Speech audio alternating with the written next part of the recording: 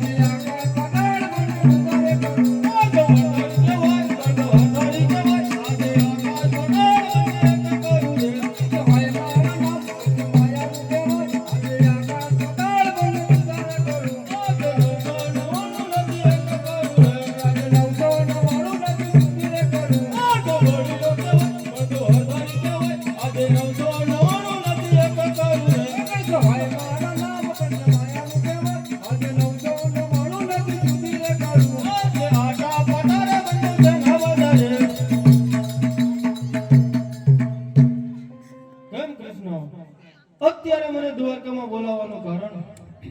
અરે મોટા ભાઈ, આજે મૃત્યુ લોકમાંથી એક મારા પ્રેમી ભગત આવ્યા છે, એમને રાસલીલાના દર્શન કરવા છે, એટલા માટે તમને અહીં બોલાવી અને આપની પાસે રજા જોઈશે.